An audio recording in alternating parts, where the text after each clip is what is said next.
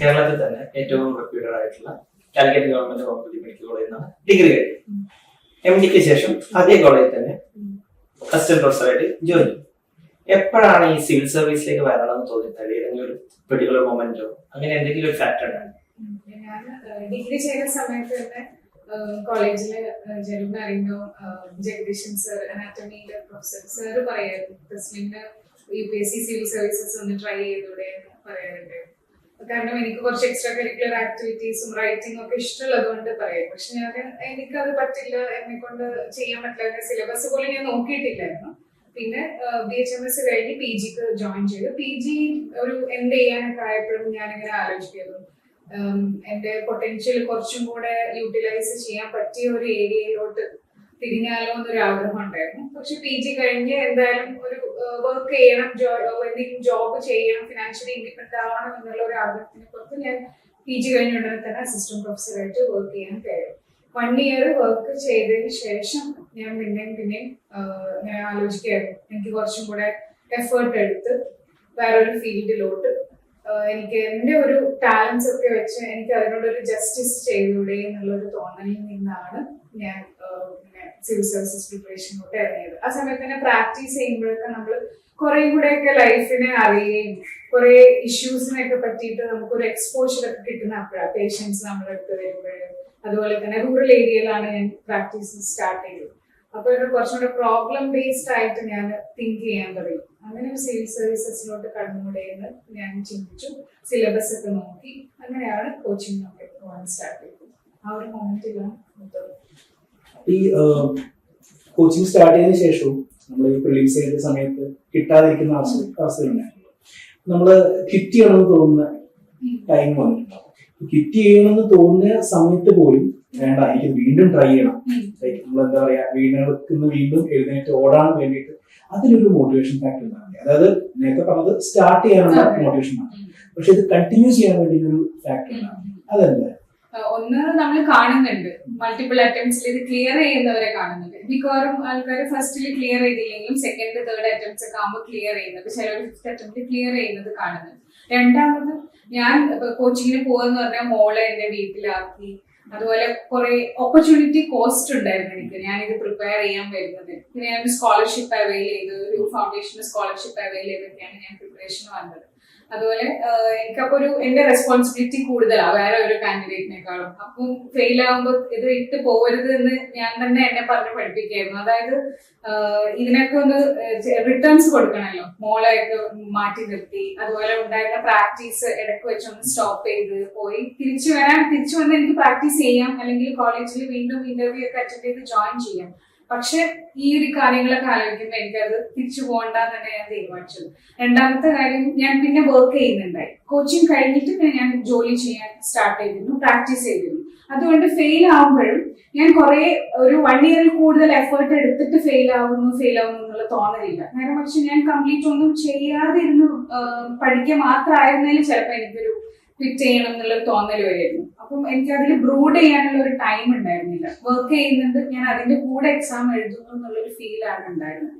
പിന്നെ മെല്ലെ ഒരു ബിലീഫ് വരാൻ തുടങ്ങി, ഫെയിൽ ആയാലും പിന്നെ ഞാൻ ട്രൈ ചെയ്താൽ കിട്ടുന്നു.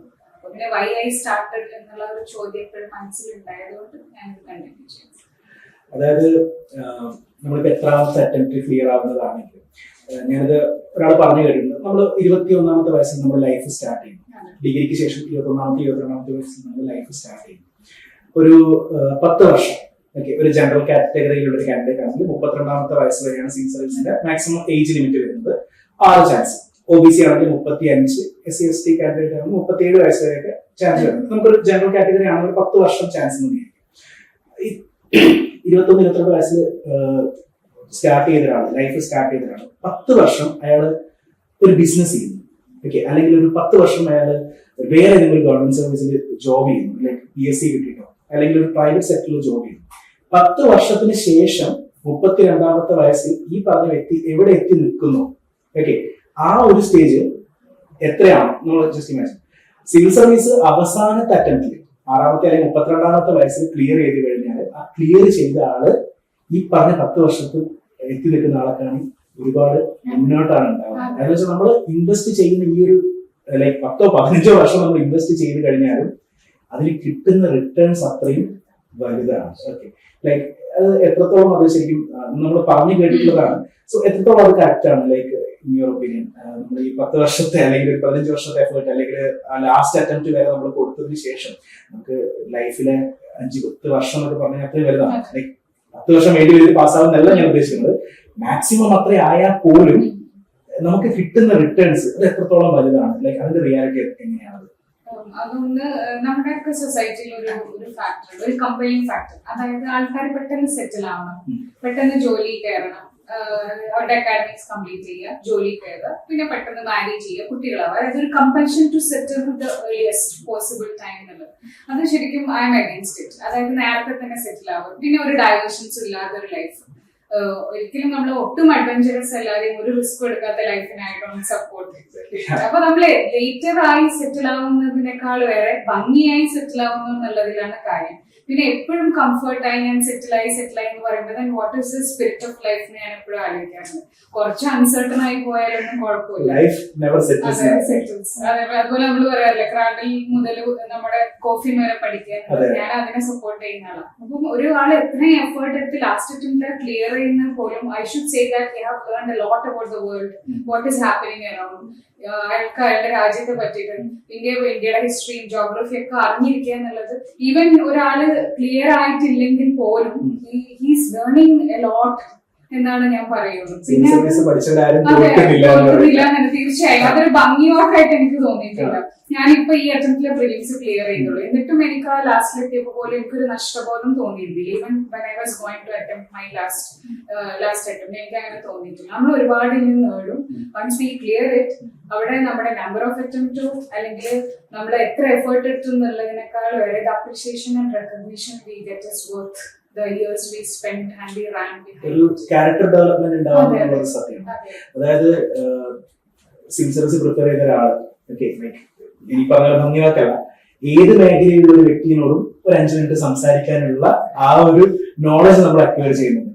ലൈക്ക് ഒരു ഷെയർ മാർക്കറ്റിൽ വർക്ക് ചെയ്യുന്ന ഒരാളാണ്, അല്ലെങ്കിൽ ഒരു ഹെൽത്തിൽ വർക്ക് ചെയ്യുന്ന ഒരാൾ, അല്ലെങ്കിൽ ലൈക്ക് ഡിപ്ലോമാറ്റിക് ഫീൽഡിൽ വർക്ക് ചെയ്യുന്ന ആൾക്കാർ, ലൈക്ക് ഇന്റർനാഷണൽ ഡിപ്ലോമസി അങ്ങനെ വർക്ക് ചെയ്യുന്ന ആൾ, അത് അല്ലെങ്കിൽ ഒരു ബിസിനസ് പേഴ്സൺ, ലൈക്ക് ഹൂവർ, എന്ത് ഫീൽഡിലുള്ള ആൾ, ഒരു സയന്റിസ്റ്റ്, ഏത് ഫീൽഡിലുള്ള ഒരാൾ വന്നു കഴിഞ്ഞാൽ ഒരു 5-10 മിനിറ്റ് അദ്ദേഹത്തിനോട് എന്തെങ്കിലുമൊക്കെ സംസാരിക്കാൻ പറ്റുന്ന ഒരു അറിവ് നമുക്ക് സിവിൽ സർവീസ് പഠിക്കുമ്പോൾ ലൈക്ക് വിൽ ബി ചാക്ക് ഓഫ് എവരിത്തിങ് എന്ന ഒരു ഇതെങ്കിലും നമുക്ക് കിട്ടിയിട്ടുണ്ട്. പിന്നെ ക്യാരക്ടർ ഡെവലപ്മെന്റ് അത് ഭയങ്കര വലുതാണ്. കാരണം സിവിൽ സർവീസിലേക്ക് കൂടുതൽ ആൾക്കാർ വരണം എന്ന് ആഗ്രഹിക്കുന്ന ഒരാളാണ്. അപ്പം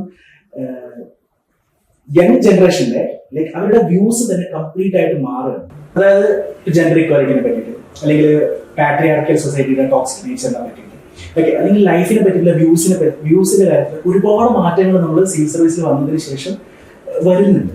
ശരിക്കും ആക്ച്വലി എഡ്യൂക്കേഷനെ കൊണ്ടുള്ള ആ ഒരു എന്താ പറയാ ഒരു ബെനിഫിറ്റ്സ്, അല്ലെങ്കിൽ എഡ്യൂക്കേഷൻ എങ്ങനെ നമ്മുടെ ക്യാരക്ടർ ബെറ്റർ ആക്കുന്നു എന്നത് എന്റെ അഭിപ്രായത്തിൽ ഫോർമൽ സ്കൂൾ എഡ്യൂക്കേഷനെക്കാളും കോളേജ് എഡ്യൂക്കേഷനെക്കാളും കൂടുതൽ ഇമ്പാക്ട് നമുക്ക് സിവിൽ സർവീസ് തന്നിട്ടുണ്ട് എന്നുള്ളതാണ്. ഒരിക്കലും ഒരു കോച്ചിങ്ങിന് ഇറങ്ങുന്ന സമയത്തുള്ള ഒരു വ്യക്തി ആയിരിക്കില്ല കോച്ചിങ് കഴിഞ്ഞ് ഇറങ്ങുന്ന സമയത്ത്. ഹ്യൂജ് ഡിഫറൻസ് ആണ് അയാളുടെ ക്യാരക്ടറിന്റെ കാര്യത്തിൽ. അതുകൊണ്ട് തന്നെ നമുക്ക് സിവിൽ സർവീസ് പഠിച്ചാൽ തോൽക്കുന്നില്ല എന്ന് പറയുന്നത് ഒരു ഭംഗിവാക്കല്ല, അല്ലെ? ഈ എക്സാമ്പിളിൽ ഒരു ഫാക്ടറാണെന്ന് പറയുന്നത് എത്രത്തോളം ശരിയാണ്?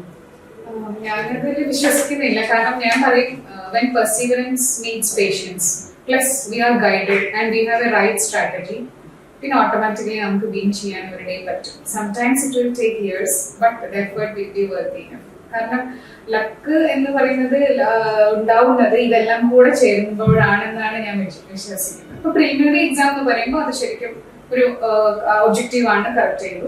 മെയിൻസ് നമുക്ക് കുറച്ചുകൂടി സബ്ജക്ടിവിറ്റി വരുന്നുണ്ട്. ഇന്റർവ്യൂയിലുണ്ട് the day how we are performing on the day ഒക്കെ അതിനെ ഡിപ്പെൻഡ് ചെയ്തിരിക്കും. പക്ഷെ നമുക്ക് നേരത്തെ പറഞ്ഞ എല്ലാ ഫാക്ടേഴ്സും കൂടി ചേരുമ്പോൾ ഐ തിങ്ക് ലക്കിനെ മറികടക്കാൻ പറ്റും. Whatever be our fate, നമുക്ക് ഇതെല്ലാം കൂടെ ജോയിൻ ചെയ്ത് if you are ready to work, I think we can secure a place in the rank list.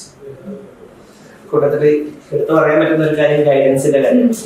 നമ്മളിപ്പോ ഏത് ഇൻസ്റ്റിറ്റ്യൂട്ട് ആയാലും, നമ്മളിപ്പം തുടക്കത്തിൽ തന്നെ നമ്മൾ പറഞ്ഞിട്ടുണ്ടായിരുന്നു, ഡൽഹി ബേസ്ഡ് ആയിട്ടുള്ള ഇൻസ്റ്റിറ്റ്യൂട്ടുകൾ അല്ലെങ്കിൽ ട്രിവാൻഡ്രം ബേസ് ആയിട്ടുള്ള ഇൻസ്റ്റിറ്റ്യൂട്ടുകൾ, അപ്പൊ അവിടെ പോയാണ് നമുക്ക് കിട്ടുക, നല്ല റാങ്ക് കിട്ടുക എന്നുള്ളത്. പക്ഷെ ഏത് ഇൻസ്റ്റിറ്റ്യൂട്ട് ആയാലും ഗൈഡൻസ് ആണ് നമുക്ക്, അതായത് ഏത് നല്ല ടീച്ചേഴ്സ് ആയിട്ടായാലും അത് ഫുൾ സബ്ജക്റ്റ് ഇല്ലെങ്കിൽ കൂടി ഒരു മെന്റർ നല്ല രീതിയിൽ നമ്മളെ ഗൈഡ് ചെയ്യാൻ ഉണ്ടെങ്കിൽ നമുക്ക് ആ സക്സസിലേക്കുള്ള ദൂരം കുറച്ചുകൂടി അടുത്തായിരിക്കും, കുറച്ചുകൂടി എളുപ്പത്തിൽ നമുക്ക് അത് അച്ചീവ് ചെയ്യാൻ പറ്റും. കാരണം നമുക്ക് ഈ സിവിൽ സർവീസിന് പ്രിപ്പയർ ചെയ്താൽ കിട്ടിയിട്ടുള്ള അധികം ആൾക്കാരോട് ചോദിച്ചു കഴിഞ്ഞാൽ അവർക്ക് മിക്കവാറും ഒരാളങ്ങനെ മെന്ററായിട്ടോ അല്ലെങ്കിൽ ഒരു ഗൈഡൻസ് ആയിട്ടോ ഉണ്ടാവും.